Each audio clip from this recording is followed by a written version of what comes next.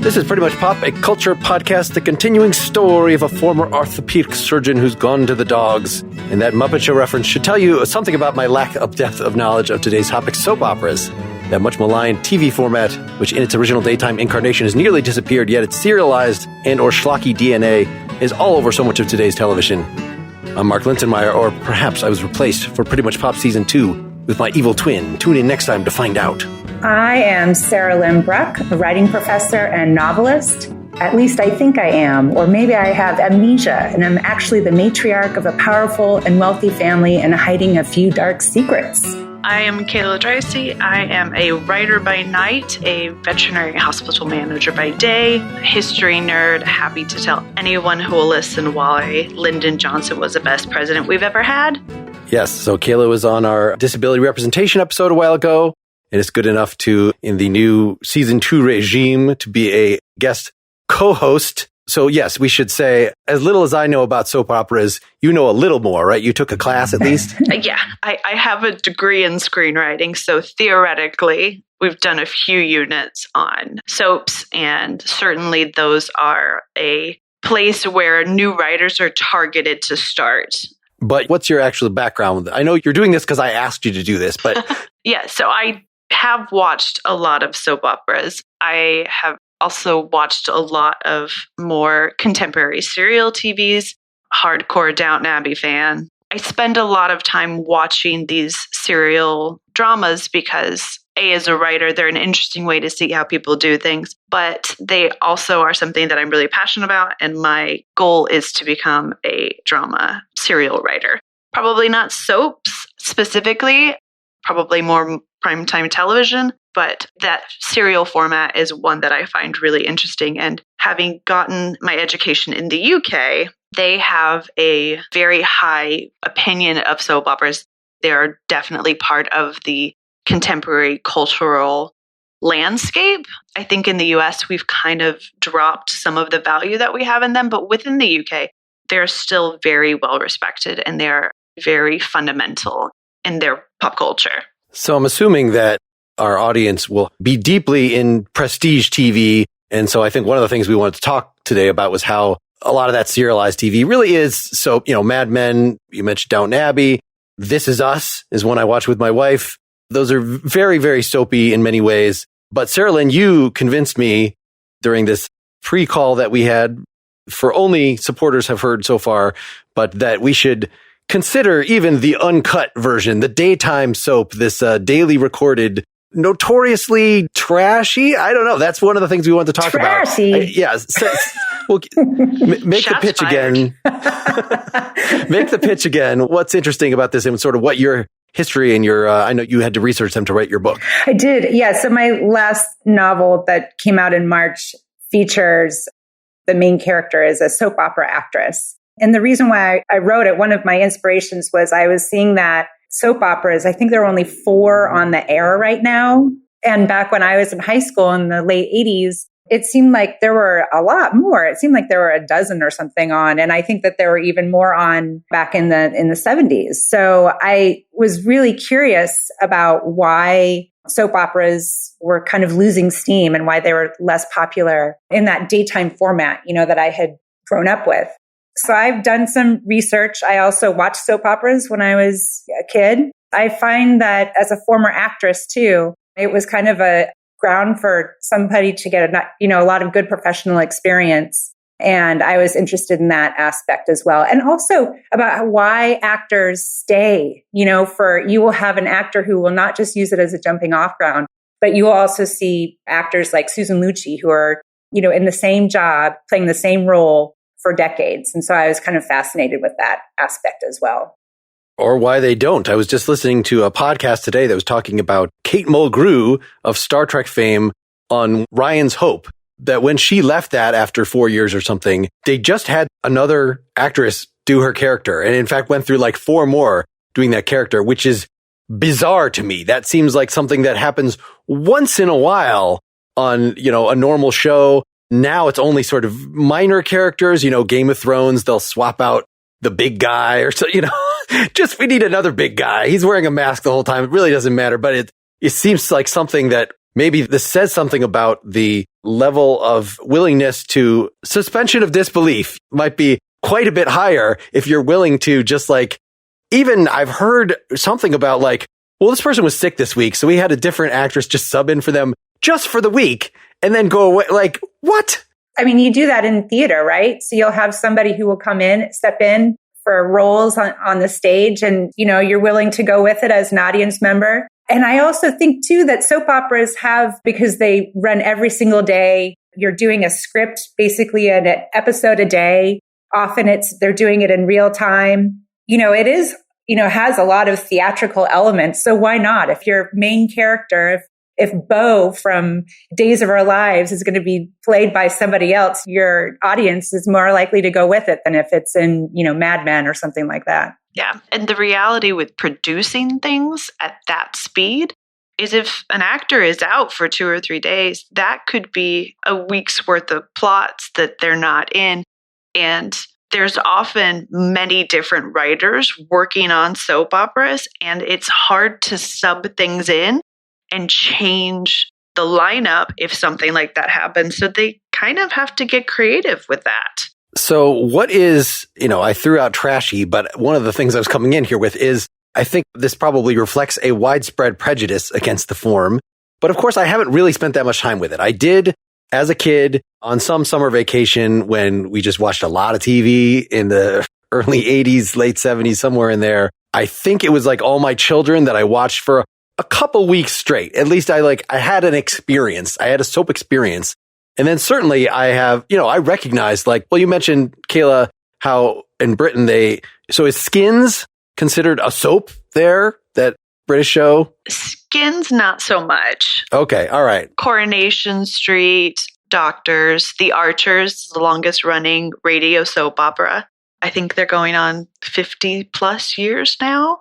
Well, when I was watching Skins, I was feeling like I'm totally watching a soap opera. Like this is the feeling that the debasement I feel myself putting myself through. Just in terms of, I guess it's the amount of melodrama that is involved of, you know, I can feel them playing my heartstrings. And though they don't actually go like, do, you know, they don't have those old time musical stings, but like on This Is Us now, like they might as well. I guess the difference is maybe these newer shows, since they're expecting everybody to watch all of them, it's not just like appointment. If you happen to be watching that day, then you get it. And if you don't, then they're much more scrutinized. And so maybe there's a lot more, I would imagine, Kayla, you're saying there's so many different writers on a soap opera. Just making things coherent, I would imagine, is not maybe maybe it's closer to a comic book if you're doing it this often. And likewise, comic books, like, you know, if you're a Spider-Man reader, you probably did not like get Spider-Man #1 from 1960, whatever it was, and then go all the way up to the present. Like you would have to spend a significant portion of your life to do that. You probably just like jumped in at some point and like, now I'm a Spider-Man reader. And so that's more like, I think, the soap experience. And so maybe it's not quite as important to like have a complete integrity of the character over the entire arc, or maybe you guys should tell me. Well, it sounds like the writers, or Kayla, you know more about this than I do, but it sounds like there's like this hierarchy, right? Like you have like your head writers who are there for big picture stuff, like, or a story. This is, you know, going to be our main story for the next, whatever, 3 or 4 weeks. And then you've got writers under them who outline, you know, maybe they'll sketch out a week's worth of episodes. And then you've got the writers under them, which I think is where the beginner writers are, right? That actually go day to day. And they're the ones who produce those daily scripts. So it's very much, they go from big picture, which sounds like novel writing to me in a lot of ways. I relate. You know, they go from these big picture ideas up to the minutia. Yeah, so typically in a series like this, you would have a showrunner, and the showrunner is in charge of making sure that the entire season has an end goal or arcs that they're going to fulfill. And then typically what you do is you break that down into sections within the season. And when you give the episode to somebody to write, you're going to say, okay, well, character A by the end of this episode needs to do this or go through this. Character B needs to go through this by this point. And then from there, it's really open to the writers to come up with the ways to get there. And I think that's one of the reasons that soaps can be really popular is because they feature such a large cast that writers can come in and they can say, okay, well, this character really wasn't used much last season. I'm going to use them and twist them into the plot that I have to write in to keep it going. And one of the things that soap operas, but televisions in general, one of the great things that the internet has given us, gifts from the internet, is fan culture. So as a writer, as really anybody getting into something, you don't necessarily need to read every Spider-Man because somebody on the internet has read every Spider-Man and they have put all of that information on there for you to access. So a lot of times it used to be writers would be given the previous few seasons, read through them, know what happened. That information is so much easier to get now thanks to the internet. So new writers can really jump into the middle of pretty big soap operas and take on these episodes and do well with them because the resources are already there thanks to that fan culture. And you can also see what the fans want. Downton Abbey is a great example. It's one of my, I won't lie, it's a passion of mine. I really enjoy Downton Abbey. I think every American who loves British things just has to love Downton Abbey. It's a requirement to keep up your license as a fan. And a lot of the fans, okay, I was involved in the fan culture too. I'm not proud, but it was a rough time in life while I was getting my degree. Was there some fanfic that came out of this as a writer? I cannot confirm nor deny these accusations. I definitely didn't write about fan fiction as part of my dissertation. That totally didn't happen. Again, not proud. But there was a huge fan community that really wanted two particular characters to get together. And by the end of the series, sure enough, it happened. And the fans went absolutely insane. And I honestly don't think that if that fan culture wasn't happening, that they would have gotten there. Writers are a little narcissistic. We want to see what people think of our stuff. We want to see what they're enjoying. And I can't imagine that the writers of that Julian Fellows wasn't looking to see what people wanted, or certainly the producers who were making beaucoup bucks off of the show were not looking out into the internet land to say, okay, this is what the fans are really excited about. You're finding that they're doing that with these limited series now too, that when fans want more, so say you've got like White Orchid. Have you guys been watching that? Not yet. Not yet. Okay. It's so soapy, but it's a limited series, right? But I think they've already ordered another season, or they're talking about it because there's been so much, it's been so popular.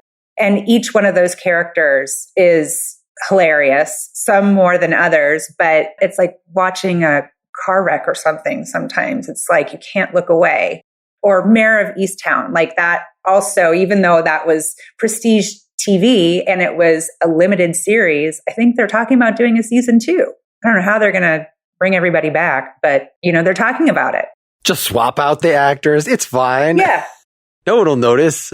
It's this really interesting wave that we ride in media where, it used to be you would have these soap operas every single day. There's an episode. They're going to go forever. You're going to watch the actor die on screen. They're going to die in the saddle. And suddenly we're like, okay, well, this isn't a challenge. This isn't drawing me in anymore. And then we create these limited series where you get 7 episodes and that's it. And you'll never see these people again. And as an audience, we're like, oh, no, we want more of this. And I think we're going to start seeing that slip back into these series that are set up to only be 1 season or 2. They're going to be pushed into multiples. And then we're going to have the same thing again where people are like, oh, I don't want 30 years of Downton Abbey. It's an interesting wave that we ride. And I think we're starting to see that pull back into these really long drawn out series that we want as an audience. So is there a gravity within soap operas now? I did actually watch an episode and a half of General Hospital Now, whatever the current season that was on Hulu is. And it was very much like everybody's just referring to a lot of off-screen people by their first names. And and the scenes are 2 minutes long. It's really just, are you sure you don't have something more to tell me? And then they would go to some other scene. And I could tell that these characters, these are some older people. They've been on the show a long time and they're getting reacquainted. But these younger people, so a lot of it seemed, I'm wondering if they just posted 7 episodes of this and said, this is a limited series. How would they have to change it? Is there any of that sort of reverse gravity? We've seen how soap operas have affected everything else. you would think that everything else has been affecting soap operas as well. Do we know enough about current soap operas to say whether that's the case or not? Well, I know that soap operas have traditionally featured issues that are important to women, to their audience, right? In addition to all of the crazy stuff that happens, people falling out of helicopters, coming back from the dead, and evil twins and all that, they'll also feature stuff that's important to whatever is going on at the time. And even though it can be kind of drawn out longer, and I think part of it is to have their bread and butter is making sure that you tune in tomorrow, right? And they do the same thing with prestige TV is they want you to tune in next week and or continue to binge the series, on whatever platform you're using. But I think what soap operas have done is they really know their pacing is so much slower than something that's going to be running in 7 or 8 episodes. Yeah, and they've got so many characters built into it that they have that ability. Because you couldn't tell 12 people's stories in 7 episodes. It would be completely incoherent. It would be too difficult to an audience. I mean, it may not be too difficult to an audience. An audience may be able to get it, but the audiences that we have now are not trained for that. Our audiences are really trained for, okay, this is 7 episodes. It's going to cover like 3 people. That's going to be fine. A soap opera gives you 10, 15 characters to pull through. And while it might seem like, oh, young person, what do you think about this today? What that's doing is that setting up that person's arc for the next episode or 2 episodes from that. And it's keeping them all kind of twisting together and stretching it all out. So you don't feel overwrought by one particular person. And as an audience member, you can get emotionally invested in different people. Like, okay, this episode didn't feature person A that I love, but it features person B. And I'm hooked on because I want to see what happens when person B and person A meet in the dark alley to exchange the drugs. You'll find that too. And I watch, speaking of things that we're not super proud of, I watched the Housewives franchise. And I'm also a college professor. But anyway, I watched the Beverly Hills one and the New York one. And their pacing is so similar. I can see how Andy Cohen has totally stolen from the daytime format because it is so much slower than these other series, even Downton Abbey, which seems to have far more episodes per season than others. But because they're looking at 25 episodes over a course of a season, they will be talking about the same conversation over an hour over the next, 4 or 5 episodes. They're still talking about the same conversation and all of the reverberations of that conversation of whatever, who said, she said, they said. And I give a crap about that, which I find actually a little astounding. I care. Screenwriting, especially serial TV drama, is all formula. And it's just what pace you put on that formula. But you can watch one episode of a comedy or a drama and see the exact same formula. Story A, story B, story C, story A, resolution, story B, it's all a formula. And you just have to master the formula and tweak it a little bit for what you're trying to do. I wish I had counted. Maybe these are not distinct stories, but in that episode of General Hospital that I was watching, it seemed like it was A through E, at least. Like it was a lot of different scenes. And maybe some of these were just different characters that were talking about the same thing or, related somehow to the same missing person plot or something like this. And so it wasn't really that much to wrap my head around.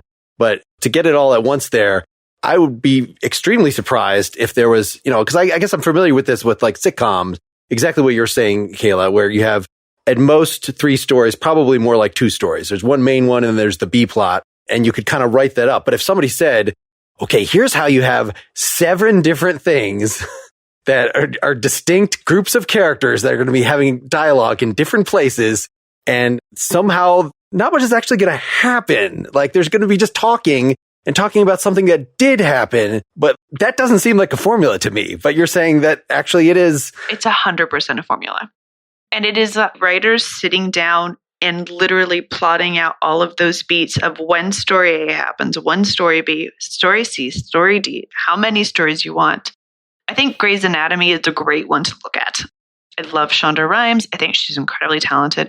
But Grey's Anatomy is a great one to look at because you have the storyline of the doctors, you have the storyline of the patient, you have a storyline of another doctor, another patient. And if you sit down and take the moment to watch them, you can see how the formula goes. And sometimes there's a disruption to the formula. It certainly happens. And that can really keep us more invested when it breaks off what we expect. But hers are a really great example of how you do that formula. As somebody who teaches storytelling and I write stories, it's all about character change. And I see that in episodic television, even if it's a serial, even if it's serialized, for each episode, there will be a change in the character. They will they will have like a mini arc within a larger arc. And you don't necessarily see that. Certainly, again, it comes down to pacing. You don't see that in an episode of a soap opera in the same way, which I find fascinating because in my brain, I've been told, and I tell, like my students who are trying to write like a short story or something in 10 pages or something, that their character, a story is all about character change. And if you don't see that, for me, when I see that on daytime television, I don't see that in that episode, yet I'm still, as a viewer, I still keep coming back, or I did when I watched them in the late 80s. Because you're trained to know that it's coming and you want to get to it. And because it's every day, the hope is tomorrow we're going to get to the other end of the arc. And that is kind of the brilliance of soap operas, is that they just get you a little bit there. And then you have to wait 2 episodes and then you're going to get to that arc. It's kind of like a delayed gratification. Yeah. And you know you're going to get there. And that's one of the things we talk about a lot in screenwriting, is that the audience is trained. They're trained to expect things to, okay, this is the violation of the world. This is the call to action. This is the sidekick. This is, the final fight. They're trained to expect those things, and soap operas deliver on them. They don't always deliver on them in the same episode or within a few episodes, but they deliver on them. And that's what keeps people going, because they can get to it. They just have to wait to get there. They have to tune in tomorrow to get to that. So is there a central shtick for any of the major daytime soap operas? What I mean by this is, so I've been watching, for instance, The Good Doctor, which is super soapy. And if you just took out it would be General Hospital if you just took out the dealing with the patient's part and the ER style. But it has as its central shtick that here is a doctor that is autistic. And so it's sort of like a genius who has social problems dealing with his environment. So everything that is not related to him, I sort of don't care that much about. But, they try to grow your interest over time for the other doctors to make it more like Grey's Anatomy, more like ER. And of course it has the medical drama being, just like the detective story and the law thing, something that has independent interest whereas General Hospital, I see no evidence that they care that you're learning about diabetes or whatever. You would think they've been on so long, maybe they really have explored some diseases in the way that medical dramas have. And Breaking Bad, Bryan Cranston started on a soap. And so I saw him on this Story of Soaps documentary from ABC from a year and a half ago or so, just defending, Breaking Bad was a total soap. Of course, Breaking Bad had as its central plot this one character and his development and learning about the world of drugs that he's getting involved in. So even if you did not really care about who was sleeping with who and some sort of the side things that were going on, there was that central thing to drive it. Whereas I feel like Empire is maybe a contemporary, or Nashville, I've seen part of both of those shows, are maybe more like the daytime soap formula, at least some of them that I've heard, where it's more like a family or Succession is a family that has a lot of power and has internal dynamics. And it's sort of that's the framing device, but you can't have anything more specific. I guess Dark Shadows was a notable exception of, my mother mentioned this is the only soap opera she ever liked, but okay, you've got a vampire or something at the center of that. That's a little weird, but everything else in the, 2 episodes of that I also watched to prep for this seemed like very typical soap pacing, at least as so far as I could tell, given that it was stuff from the 60s. The reaction shot that they talked about in that Story of Soaps was something that I hadn't thought about actually until they mentioned it. That idea that and I think this is under the idea that they're making soaps are made by women for a female audience, right? The focus of the camera would go onto the person who is receiving the information or who is reacting to whatever is happening to them, which to me sounds almost literary, right? Because when you're reading a novel or something, or you're reading a memoir, you are really getting into the head of how this person is being affected by the things that are going around them or the things that they're actually doing. And I just thought that that was such an interesting distinction that soaps have, is that it's not just about a character who has agency, right? Which is the typical kind of storyline of the hero's journey. Here you have characters who also are taking in information, and it's, and the focus is on that long reaction shot that you get before you cut to commercial, which always seems a little uncomfortable to me, but still that's what you get. And that's what you come back for as an audience. And you could put the stinger over that, I guess. What are they even looking at? I love when shows don't actually show you what they're reacting to. It's that uncomfortable eye contact. It's quite interesting too, because they were designed around commercials. So if you look at some of the older soaps, the commercial time, the running time of the story is different than what we have today because your commercial slots are different. So that's one of the interesting things we talked about a little bit in writing, but not a lot, is that, you have to make money. Commercials are how you make money. This is a money-making empire. You have to adjust for that. Yeah, and that time limit that they have, the certain number of minutes, like a sitcom is 22 minutes, so they can add in 8 minutes of commercials. I mean, who watches commercials anymore these days? I'm trying to remember now if the show 24, because it was in real time, if they actually picked it up, like they knew how long the commercials were and made that like as if the characters were doing other stuff during the time, or I think they just stopped it and then moved it on. Yeah. Because otherwise you couldn't end on a cliffhanger, because you'd be like, and then, something exciting is about to happen. 3 minutes later, it's all resolved and they're on doing something else. Like you'd have to just make every commercial break while they were just driving somewhere, which might have been the case. I don't remember that show well enough. I only watched one season of that. Oh, I remember that show too. And I used to look to see if Jack Bauer would ever eat dinner, or go to the bathroom. Right. Do you ever take a pee break? Yeah. Well, they're showing somebody. They're not just showing the same character for 24 hours. They go to the hijackers or whatever during that time. Conveniently also not at home having dinner.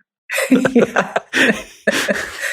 What will the next point in the discussion be? Stay tuned till after these sponsor messages. I'm excited to tell you about the new Pretty Much Pop sponsor, Nebbia. Backed by some of the biggest names in Silicon Valley, including Tim Cook, the Nebbia by Moen Spa Shower is designed by former Tesla, NASA, and Apple engineers who spent years researching and developing a superior shower experience that saves water and is anything but ordinary. Nebbia is known for its advanced shower technology, and the Nebbia by Moen Spa Shower is the most advanced shower yet. It's got twice the coverage and half the water usage of standard shower heads. So think about this. The coverage, why they call it a spa shower, is because it just really fills the space. In a normal shower, I'm like rocking back and forth, trying to keep all of my body warm. Nebbia generates atomized droplets that provide a powerful spray, rinsing shampoo and conditioner out of even the thickest hair. And I like the water savings. Lower your water bill, good for the environment. With easy self-installation, Nebbia by Moen can be installed in 15 minutes or less without the need for contractors, plumbers, or broken tile. If you can change a light bulb, you can install Nebbia by Moen, and given that I was able to do it, I'm pretty sure you could handle it. Nebbia also offers sleek and sustainable bathroom accessories such as shower shelves, shower curtains, hooks, and what they provided me with, bath mats. The Nebbia by Moen Shower Spa starts at just $199, and for Pretty Much Pop listeners, the first 100 people to use the code PRETTY at Nebbia.com will get 10% off all Nebbia products. Go to Nebbia.com/pretty. That's Nebbia.com/pretty to check out what they have to offer. Save 10% off all Nebbia products. Again, that's Nebbia.com/pretty. Use the code PRETTY to save 10%. Also, if you're carrying a credit balance, this can really feel like you're in a never-ending cycle of debt. Upstart can help you make that final payment so you can get ahead. Upstart is the fast and easy way to pay off your debt with a personal loan all online. Whether it's paying off credit cards, consolidating high-interest debt, or funding personal expenses, over 500,000 people have used Upstart to get one fixed monthly payment. Upstart knows you're more than just your credit score and is expanding access to affordable credit. With a 5-minute online rate check, you can see your rate upfront for loans between $1,000 to $50,000. You can receive funds as fast as 1 business day after accepting your loan. Find out how Upstart can lower your monthly payments today when you go to upstart.com/pretty. That's upstart.com/pretty. Don't forget to use our URL to let them know we sent you. Loan amounts will be determined based on your credit, income, and certain other information provided in your loan application. Go to upstart.com/pretty. But yes, all this was just saying something about pacing and story structure. You mentioned, Sarahlyn, the connection to the Housewives franchise. So the connection between reality TV, this was also something that was raised very much in the story of soaps. That was sort of here's my excuse why soaps are not as big a thing anymore, because the whole world became a soap. We discovered with the OJ trial and the OJ chasing his Bronco down that was so soapy and it was real life. And so that was, the launch of the real world and reality television took a lot of the same appeal. Yeah. It took market share away from that. But because it's real, it seems like it's better. You don't have to have the suspension of disbelief.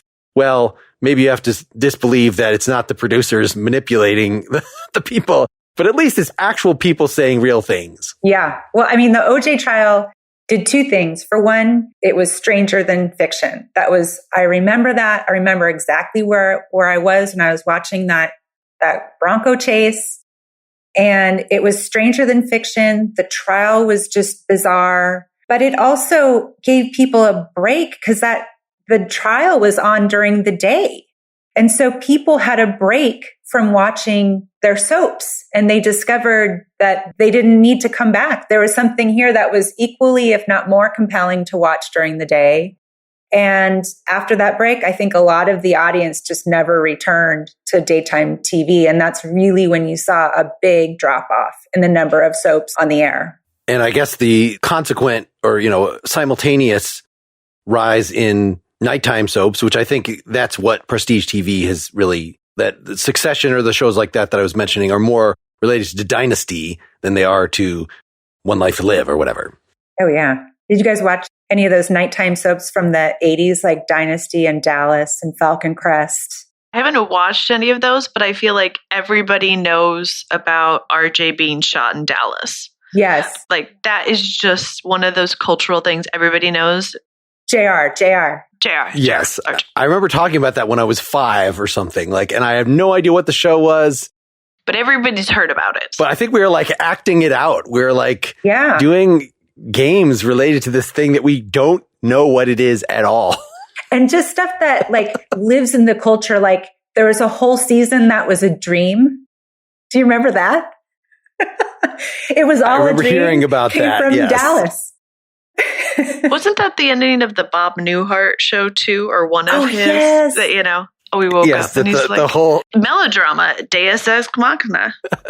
And all of the teen nighttime soaps like 90210 and Melrose Place, I was totally obsessed with all of that when I was in college and afterwards. And that was once a week, and it wasn't filmed in the same way, but it still had all of those same elements. It was all very relationship driven.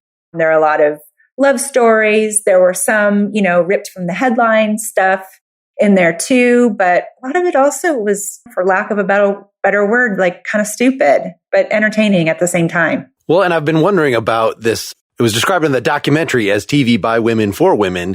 And so the fact that, I and everybody else that I associate with might consider these trashy, is that just us being sexist? Is that just, but I acknowledge that stupid action movies that mostly only guys want to watch are stupid, and that's appealing to a base part of my nature. And I don't think it's anti-male to say that those are trashy. So is something parallel to that happening here, or is there really just, I should acknowledge based on liking Breaking Bad and Downton Abbey and all this stuff, no, okay, it's a different style of filming. They weren't as careful. Maybe it's Ed Wood. If you remember that film about Ed Wood with nobody's going to remember the details. That when you're filming in that sort of, and I'm not necessarily talking about General Hospital right now when all these innovations, but even now, the fact that they're working at that pace you would think. I guess I was surprised in watching that episode at how reasonably good all the acting was. It was not like I expected, like from telenovelas and things of this extreme melodrama and just acting, I kind of associate that with this is who you could get to do these roles. And but no, it was actually like a very strong, on the whole, crop of actors. There's a million people that they could pick from in New York City who are struggling. So of course, any show can get good people, and their writing is also hard to get a job in. So you could probably get good writers. And as long as you don't feel like it is a machine cranking out crap in the way that maybe it is with some children's shows, then no, this is a legitimate art form. It just is different conventions. And the fact that, I'm not the target audience is, the source of my resistance. Originally, they were all filmed in New York. And so you have all of these Broadway actors, all of these very well-trained, hungry actors who just want a job. One of the people I interviewed to get kind of the inside scoop on soaps for my book was an actor named Robert Desiderio. He's married to Judith Light, who he met while working on One Life to Live back in the early 80s. And so he let me know, basically all of the day-to-day stuff that goes into it. But he said that they would go and they would film for, do a 12-hour day and then go do plays that night. Can you imagine that schedule? And so you've got a pretty big, talented pool to choose from, in these soaps. And there were so many of them. And a lot of them did go on to do bigger and better things. I mean, you don't see that, for example, like in the wrestling. Maybe The Rock, I guess, is your breakout star. I don't really know.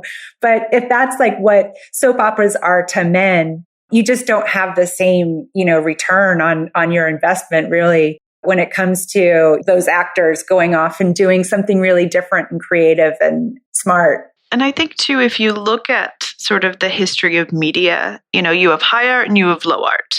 High art, opera, dramatic theater. These are rich, typically, white, upper middle class people consuming this.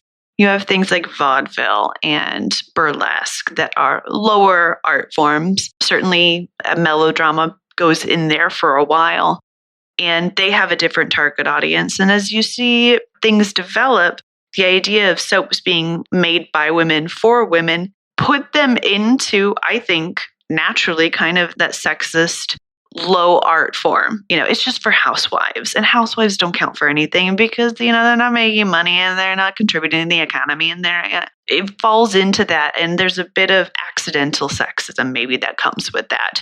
It's not necessarily an intentional thing, but, if you associate naturally these types of program with people who you might typically discount their value in society, you're going to discount the entertainment that's designed for them. And I think recognizing that and being able to think critically about that going forward is what we need to do. Yeah, that was also one reason why they were typically male executives would leave kind of these daytime shows alone so that they could talk about the issues that mattered to women.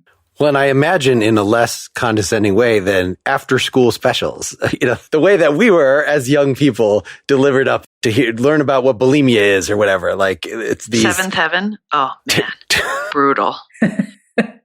Best little girl in the world. That is what I was thinking specifically of. Also, often with, who is the actor that was the star of that? Jennifer Jason Leigh. Yes. These people that often go on to do, I think my sister had called me up like, we just watched Jan from The Office in an after school special as a teenager. Like, I don't remember what the thing was, but like. They can go have actual careers. I mean, Jennifer Jason Leigh played Lady Bird Johnson in a film about Lyndon Johnson. Just throwing that out there. Well, I think it is hard to get acting jobs. And so probably often action movies are probably an exception, that all the side characters in Predator or whatever, the Predator 9 or, are probably not like the Shakespearean actors that then went on to do great things. You have to have some, yes, if you're casting people because they look buff. I guess that was the fear, is that maybe in soaps they're casting people specifically because they're the prettiest people around. And so it's going to be more of the models, that is going to be the pool as opposed to people from Broadway, you were saying. Pretty people in the entertainment industry, as we all know, are kind of a dime a dozen. So if you don't have some talent, you're not going to go very far. If you're not easy to work with, forget about it. I could see how this would be just the best training ground. You really learn how to work. And if you're not willing to put in the time and put in the effort, if you come in unprepared, forget about it. You're done. Maybe Friends is just did not help the reputation of soap operas that this dopey character who doesn't remember his lines and just seems like so incompetent probably could not function in an actual soap opera environment. Yeah, I don't know. Joey. There's so much talent out there. And there are so many people that are dreaming of that Oscar-winning moment that we're not bereft for talent. And this is a great place for people to start and to get noticed. And writers are told you'll get picked up from soaps. That's, you start there, you can get picked up and have your own TV show. It's a starting ground for so many people because the volume is so intense that they have to fill. And the audience is there and sturdy, and they can bring in a new character without losing half of their audience. Yeah, and it's a steady gig, because I would even think that as a writer with these shows that are limited series, you're stitching together. It's like freelancing, it sounds like to me. I mean, I guess it is freelancing, but you're stitching together these different shows. You're always going for the next job. I could absolutely see why someone would want to be on some episodic network television show, whether it be a soap opera or Seinfeld or This Is Us, And it's a decent living. My TV writer teacher, when I was at Central, writes for Doctors, which is a long running soap. She's been writing a couple episodes for them every year since the mid 80s. And it's steady, reliable income. And when you are in the arts, that is not typical. I have a day job, and I have a day job for a reason, because I'm too paranoid to live in that sort of financially vulnerable space that you have to be in. And soaps offer you a lot of protection for that. I mean, Ellen Pompeo has been in Grey's Anatomy for they're 15, 16 seasons now. She's the highest paid woman in television right now. And she got there by sticking it out and doing the long way. And, it's hard to blame her for that. If you have a job that you enjoy, it's challenging, and you're making good money and you're comfortable, maybe that's better than the dream of the Oscar. So here's something I should have thought of and researched before we started, which is there's this division between daytime Emmys and regular Emmys. And I would think with fewer and fewer daytime soap operas, I mean, I guess, are they competing just against game shows and talk shows and other daytime things? Or can they just get rid of that distinction and say, this is a piece of TV. Most people watch it streaming anyway. It doesn't really matter what time of day it is. We're going to have maybe different categories. We could still within the main Emmys, but we're not going to have a separate but equal. That seems and on the one hand, it gives people from soap operas an outlet to win many more awards than if they were just lumped in and had to compete with everything else. But, the way we're talking, if you consider Grey's Anatomy to be a soap opera, but yet it, is just with the other dramas. Do any of us know about what is with this separation and why it still exists? Well, the daytime Emmys, they're in June, I think. The daytime Emmys are in June, and the nighttime Emmys are coming up there in September, right? And then they also have the technical Emmys. I mean, I know the distinction between daytime and nighttime, but I actually just had a friend who won an Emmy for a trailer that he wrote for a Netflix show. He has the Emmy already in his office. It's wait, when did you get that? When did that happen? So I don't understand it either, but it does seem like even between the distinctions of the different quote unquote nighttime shows that you can watch anytime during the day seems a little bit tenuous too. I think Hollywood is a place that likes to celebrate itself. And as much as we might think they should probably get away with just one party, they're going to make it as many as they can. And really, the technical Emmys is something that has been born out of a demand by the behind the scenes people to get the recognition. For so long, it's been, look at the actors. When it comes to Oscar time for costume or technical direction, they're just, watching all the celebrities go to the bathroom and come back. that's the commercial break. And the team behind it do such vital work and work so hard for it. And the recognition for so long hasn't been there that there's really been an active step to recognize them and take value in what they do. I trained as a stage manager before I went into writing. So I did all the behind the scenes stuff, never did the acting. Don't put me on top of that stage when the light is on. But you don't run a production, especially a soap opera production, without such a talented, intense technical crew. There was a big excitement within my art community when sound design and sound editing got added into the Oscars, because it is so laborious and it is so vital to any film that you see. Jaws is not that stressful without the soundtrack behind it. It's just not. You mute it, you can watch the whole thing without any anxiety. You take it off. That builds it. And for so long, those people were ignored. So I think that's a great thing that they've done, but I don't think we're ever going to see them condense parties. They're going to celebrate as many times as they can, as many ways as they can. That's a good point. You know, once you're done with senior prom, then the Oscars is all you have to look forward to after that.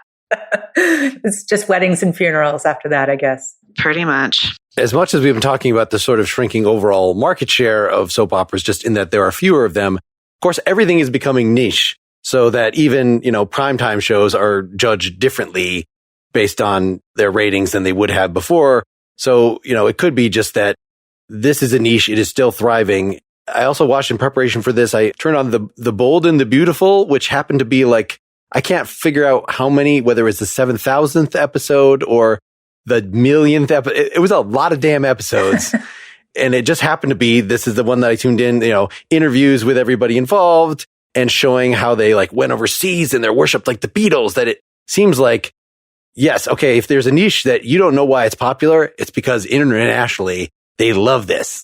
Maybe also just places in the US outside your own scope, but they were doing these things to giant amphitheaters in Italy or something like this. So I don't know what to make of that in terms of that continued fandom and just the way the niche has twisted. If that says just something about the state of the various cultures now or what. Well, everything's niche now. You don't get the numbers. What are Nielsen ratings anymore, right? So it's you don't get tens of millions of people watching something unless it's the Super Bowl. That's now our litmus test. And you used to get those numbers, during a very special episode of, I don't know, some sitcom or something. Different Strokes. Yes. Yes. Nancy Reagan came on. or even Luke and Laura or Who Shot JR, we don't have the same conversations over shows. I mean, one, because we're not watching them at the same time anymore. I mentioned The White Lotus, that new show that we're watching right now. I think we have one more episode left, but that's not become a cultural conversation just yet. It's still, everything is so niche now. And I think about soap operas, which already, in a way had audiences who were, a little bit marginalized. Where do they go? Do they go on the internet now, or could they survive on something like Hulu or on, could new episodes survive on a streaming platform? I don't know, because it's, those shows are actually thrive from that shared experience, that everyday viewing. You're not supposed to take a break. We've seen what happens when you take a break from soaps. People don't come back. There's also just a technical difference of having these. So now that all TVs or, new TVs are these super high frame rates, I guess that was the thing that distinguished soap operas in the first place, is because they were on videotape at a higher frame rate than, people were used to watching regular TV, Little House on the Prairie, something like this on film that just definitely had a more cinematic quality. If something is on videotape, like a sitcom or a soap, then it looks somehow cheaper. And now we've gotten to the point, well, everything is just using digital video and they could make it look all the same. And in fact, I think I have to adjust my TV so that my, the latest movie does not strike me with such brightness and crazy clarity that it looks like a soap opera. The telenovela effect, it's been referred to. Oh, yeah, I know. I just watched, somebody just got a new TV and we decided we were going to break it in by watching, the Elena Ferrante series, my favorite friend, my brilliant friend. And this is prestige TV on HBO based on best-selling novel series. And we were really excited about it. And it looked like a soap opera. I was like, and even the acting seemed artificial. Everything about it seemed artificial until I went and looked at my poor man's TV and it looked just fine. I was like, oh, thank God. You just have to change it to, change the settings. Yeah, I think that's what it is. I'm not very technical. But yeah, you really, if you feel like you're right there on the set with them, well, then it looks like people talking on a set. And that's the complaint about soap operas is that if you're going to do that, I guess I've changed my mind a little bit about sitcoms in the last year because it seemed like they're live in front of a studio audience. But if it's actually live in front of a studio audience and the audience is laughing, then it's okay. But it's because that was established as a convention. And then you have like the Brady Bunch and things that are not in front of a studio audience, but have the canned laugh track. Like this started this whole terrible, just these associations that makes it so really hard for a lot of people to watch anything with a laugh track at all. We're just so used to The Office and things like this. Soap operas have never had to deal with that exactly, but they do have that sort of live performed in a theater feel. Yeah. Well, there's even those, you can see the going back and forth, like with WandaVision, for example, the way that they shot that was very much like a 50s sitcom to 60s show and things like that. Or Kevin Can Go F Himself goes back and forth between those. And so I think it's whatever genre you're watching and soap operas are, their own thing. I think it goes back to what you said at the beginning, which is there's a sense of, suspending that disbelief for a little bit. You go, okay, I'm going to settle in. I know what I'm getting. I know what what you said, Kayla, I know what the story structure is like. I know what the pacing is like. And so I can anticipate, so suspending that disbelief and going along with the pacing is just part of the deal of sitting in and watching a soap. Did you guys ever, when you were younger and you were watching things, the commercial break, where you timed it perfectly to like go and get your snack and go to the bathroom and come back just as it was starting? Like that, I remember that so much when you would just be like, nailed it every time. And it's because it's what you're expecting. It's the convention that you have. And now, smart TV, smart technology, we don't have that anymore. The technology, I think, is a few steps ahead of the media and the content we're creating. It'll get there. It's just there's a little bit of a lag between the two of them. There's that sense of if I was watching with my siblings or something and somebody was in, they yell out back on. You just don't get that anymore. You can just pause it and you can make yourself a really big cheese board if you want and come on back. Well, you're bringing me back to, I think I had as a restless child, like sort of an obstacle course worked out of like, oh yeah, I can't wait for the commercial to be over. So I will run out of the room, like into the living room and jump. It was like a specific thing that I knew that I could do if I go up and down the stairs twice and come back, that I will hit that sweet spot as you were mentioning.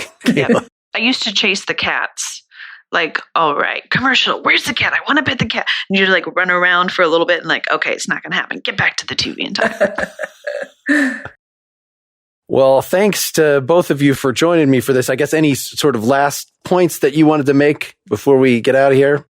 I think that the evolution of our mass entertainment is actually a good thing. So even though I have kind of a nostalgia for those old soaps, I watched Santa Barbara and all of those Channel 4 soaps, those NBC soaps. The fact that entertainment has evolved, I think is a good thing overall, even if they end up, those traditional daytime soap operas don't make it. The fact that we're evolving is actually not bad at all. And we can enjoy them for what they were. I think understanding the realm in which they existed and the realm in which they were enjoyed is the best way to enjoy them. Don't watch the film comparing it to the book. It's going to be different. Don't watch the 80s soap comparing it to the 2010s primetime drama. Just enjoy it for what it is and what it was meant to be. Well, and I just wonder if any of these have made or will make the transition. If they decide we just can't keep making General Hospital this way, but there's enough people that like it and we've built up this mythos of the town that it's in and the it's just like the Marvel universe. And we'll, just make it an hour-long weekly thing.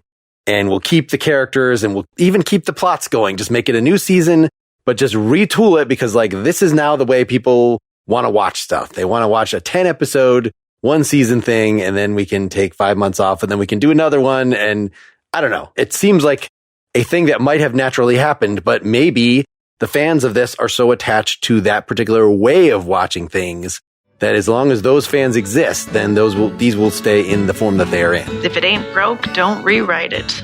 Mm-hmm. All right. So long, listeners. Goodbye. Get more Pretty Much Pop at prettymuchpop.com. Get bonus content for every episode at patreon.com/prettymuchpop. You can also now get all the bonus content directly through Apple Podcasts by signing up for a paid subscription there, which gets you ad-free episodes and extra talking not only for Pretty Much Pop, but also for my other podcasts, Nakedly Examined Music and Philosophy vs. Improv. Pretty Much Pop is part of the Partially Examined Life Podcast Network, and it's also presented by openculture.com.